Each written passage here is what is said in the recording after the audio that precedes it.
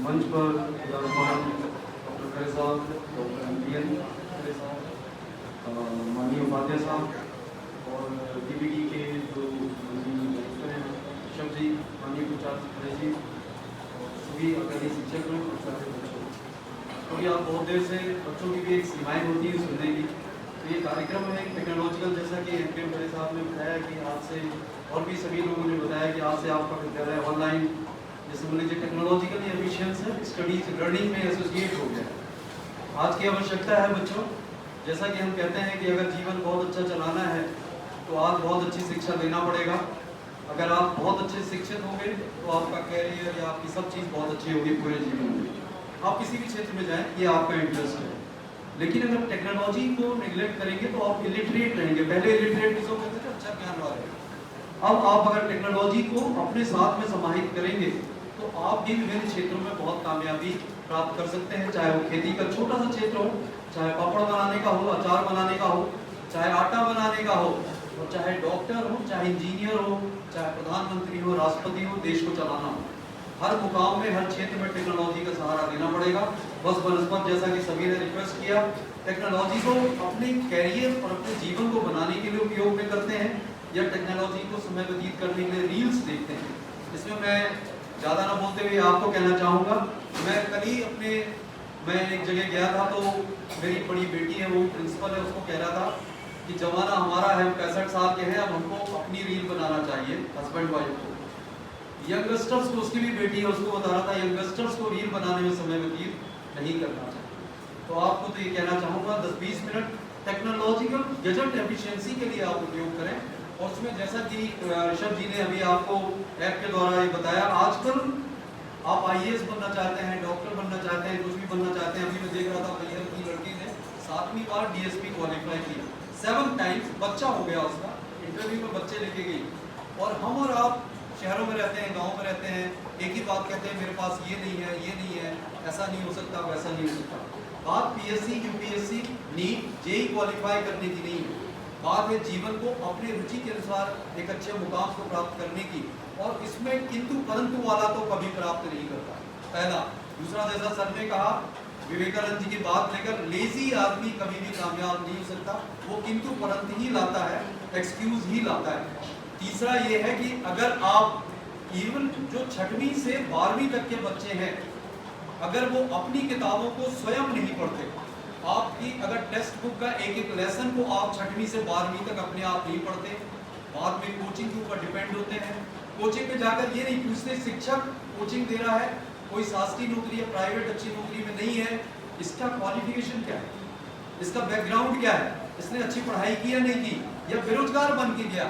बेरोजगार बन के भी अच्छी पढ़ाई कर रहा होगा, बात अलग है। लेकिन जब वो पढ़ाई अच्छी अगर करता तो अच्छे मुकाम पर भी होता।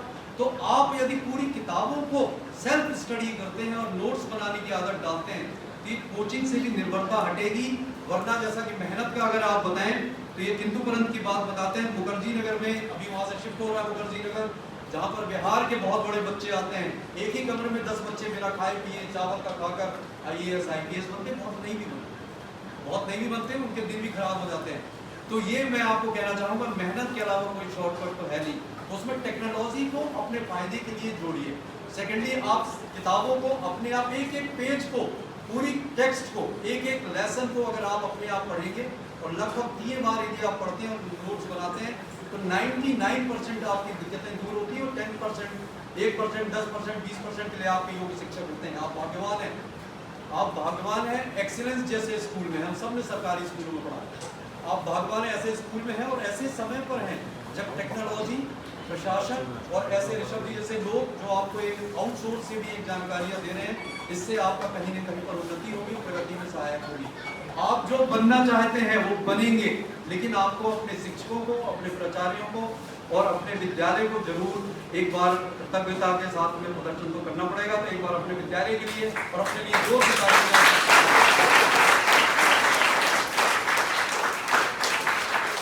एक बात ये कहना चाहूँगा, मोटरसाइकिल में चलते चलते नदी नाले आ जाते हैं, उसमें चढ़ के आत्मबोधा का बहुत शिकार हो रहा है आदमी, अपनी फोटो खींच के खुश हो रहा है। आप जैसे हैं वैसे बहुत अच्छे हैं। भगवान ने चाहे नीला पीला काला छोटा बड़ा जैसा भी बनाया, बस भगवान की देन है, भगवान के हम संतान हैं। भगवान के हम बेटे बेटी हम सुंदर हैं और अति सुंदर हैं, हम बहुत अच्छे हैं, हमारे माता पिता बहुत अच्छे हैं, हमारे शिक्षक बहुत अच्छे हैं। ऐसा सोच कर यदि आप आगे जाएंगे, टेक्नोलॉजी का सहारा लेंगे, नॉलेज फ्लोट कर रहा है आजकल ईयर में, आपको सेलेक्ट करना है, ये ध्यान रखिएगा। पढ़ने लिखने का मतलब ये है you should become wise, wise का मतलब you select the good matter, the matter which is well appropriate to you, suitable to you for the development. जो आपके उपयोग के लिए सब सुटेबल है उसको सेलेक्ट करने की आदत डालिए। मैटर इतना है कि आदमी पागल हो जाए, इसलिए सेलेक्टिव अच्छा बनिए, अच्छा छाटिए, टेक्नोलॉजी का सहारा लीजिए, नई नई टेक्नोलॉजी में पारंगत बनिए और फिर अपने आप को आगे बढ़ाइए। आपका नाम ऊंचा होगा, माता पिता का होगा, शिक्षक का होगा, विद्यालय का होगा। और मैं आपको चलते चलते बताता हूँ, अगर आप पीएससी यूपीएससी का रिजल्ट निकालेंगे तो आप पाएंगे कि सारे बच्चे लगभग 99% गवर्नमेंट स्कूल के बच्चे हैं, वो प्राइवेट स्कूल के बच्चे नहीं हैं। आप उठाकर देखिएगा, उसमें ज़्यादा से ज़्यादा, अभी मैं हर साल पूरी लिस्ट होगा और मैंने उसमें देखा प्राइवेट स्कूल के बच्चे नीट, जेई या इस तरह के उसमें जरूर जा रहे हैं, लेकिन पीएससी यूपीएससी में सारे लगभग बच्चे सब इसी तरह के गवर्नमेंट स्कूल से। तो एक बार ताली बजाइए अपने स्कूल में।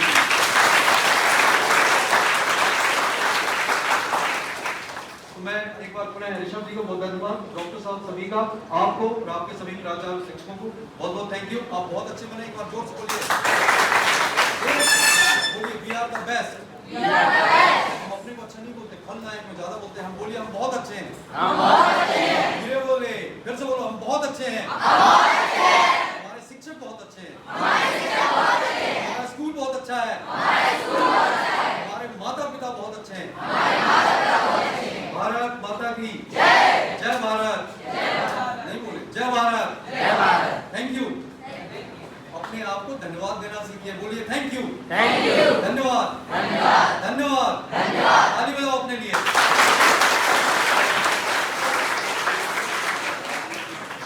एक अच्छी सी ऊर्जा का संचार करके श्री शर्मा जी हमारे बीच में अभी अपनी बात रख रहे थे और वो बात निकल के ही आ जाती है। कहीं पे भी कोई चीज खराब नहीं कहनी है, अगर खराब भी है तो उसके कहने का अंदाज आपका ऐसा होना चाहिए कि खराब भी खराब नहीं। कोई चीज अगर अच्छी है तो बोले यार ये अच्छी है और ये उससे भी ज्यादा अच्छी है, उससे ज्यादा अच्छी में। अभी डॉक्टर हृदय खरे साहब कह रहे थे कि मैं आया तो मालूम पड़ा कि नंबर 1 और उत्कृष्ट एक ही, जो उत्कृष्ट है वही तो नंबर 1 है। ये अपने आप में साबित हो जाता है। हिंदी और ये पूरी टीम को इस बात के लिए बधाई है। ये खंबे बीच में आने की वजह से मेरा आई कांटेक्ट नहीं हो पा रहा है, या तो खंबा नर्सिंग अवतार के टाइम पे आगे आ गया या फिर एक अभी आया, मैं चाहते हुए भी नहीं देख पा रहा हूँ क्योंकि समर्पित लोग बिल्कुल सब यहाँ बैठे हुए हैं जो इस बधाई के पात्र हैं। हमें यहाँ के प्राचार्य जी को भी सुनना है, शायद अभी वो है नहीं, जब आएंगे उनको सुनेंगे। फिर उसके पहले एक बार मैं पुनः ऋषभ को बुलाता हूँ जो इस कंपनी को रिप्रेजेंट कर रहे हैं, बीबीडी को अपनी बात कुछ और देंगे जो रखेंगे। Thank you so much.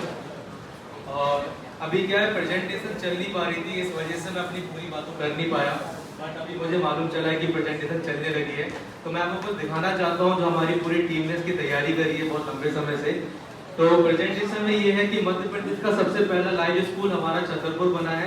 सबसे पहले इसके लिए जोरदार तालियां हो जाए। और हमारी जो संस्था है बीबीडी विद्यावर्धिनी, उसका कॉन्सेप्ट है, उस कॉन्सेप्ट का नाम है नो चाइल्ड लेफ्ट बिहाइंड। इसका मतलब ये होता है कि कोई भी बच्चा छूटना नहीं चाहिए। और क्यों, अब हम लोगों ने ऐसा क्यों सोचा और इसके पीछे का रीजन क्या है, एक बार हम उसको भी समझते हैं। आप यहाँ पे अगर डेटा देख रहे होंगे, डेटा को अगर जूम कर